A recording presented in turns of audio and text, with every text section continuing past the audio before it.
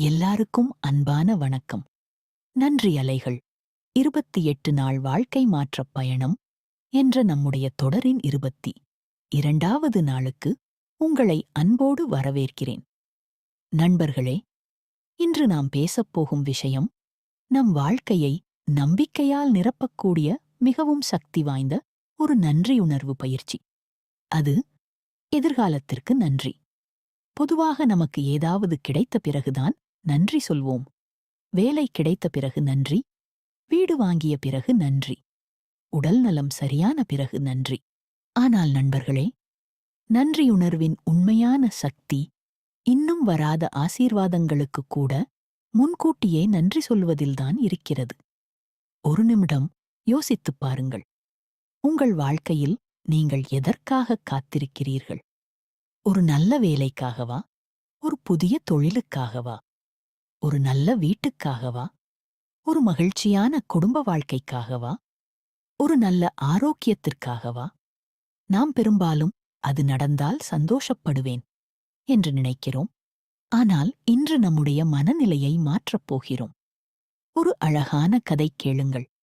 ஒரு இளைஞன் ஒரு புகழ்பெற்ற கலைஞனிடம் சென்றான்.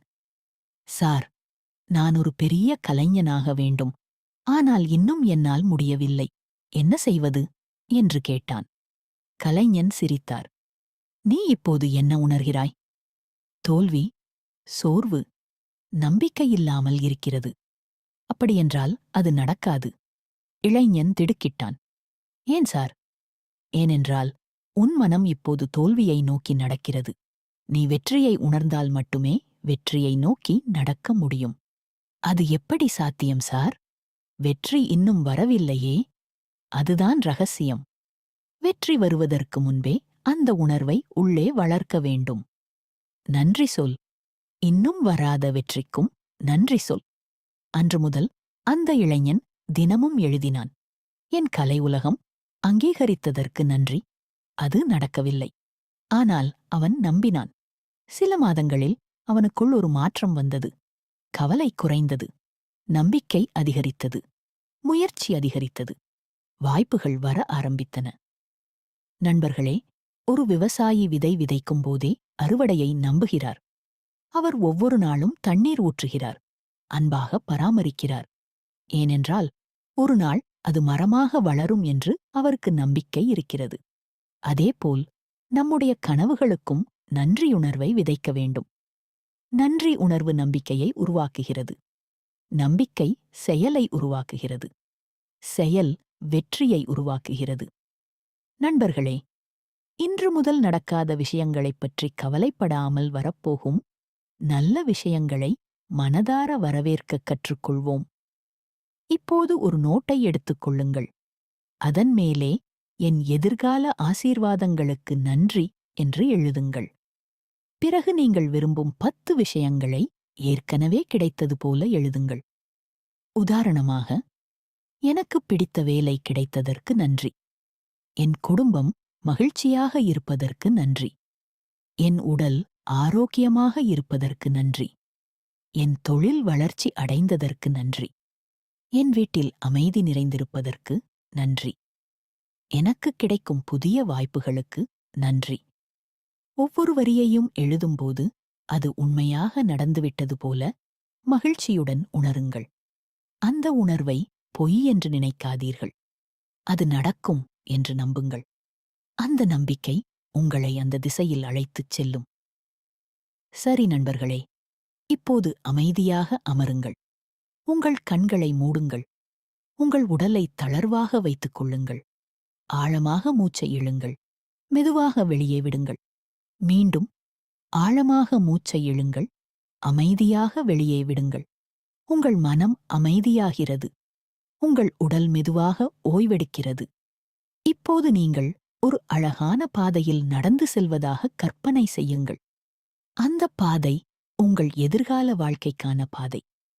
சூரிய ஒளி அந்த பாதையை ஒளிரச் செய்கிறது. நீங்கள் நம்பிக்கையுடன் முன்னே நடக்கிறீர்கள். ஒவ்வொரு அடியிலும் உங்களுக்கு ஒரு மகிழ்ச்சி தெரிகிறது. ஒவ்வொரு அடியிலும் உங்கள் இதயம் லேசாகிறது. சிறிது தூரம் சென்ற பிறகு உங்கள் கனவு வாழ்க்கையை பார்க்கிறீர்கள். நீங்கள் மகிழ்ச்சியாக இருக்கிறீர்கள், அமைதியாக இருக்கிறீர்கள், ஆரோக்கியமாக இருக்கிறீர்கள். உங்கள் குடும்பம் சிரித்துக் கொண்டிருக்கிறது. உங்கள் வேலை உங்களுக்கு மகிழ்ச்சியைத் தருகிறது. உங்கள் கனவுகள் ஒன்றன்பின் ஒன்றாக நிறைவேறுகின்றன. அந்த வாழ்க்கையை மனதார உணருங்கள். அந்த மகிழ்ச்சியை உங்கள் இதயத்தில் உணருங்கள். மெதுவாகச் சொல்லுங்கள், என் அழகான எதிர்காலத்திற்கு நன்றி. என்னை நோக்கி வரும் நல்ல வாய்ப்புகளுக்கு நன்றி.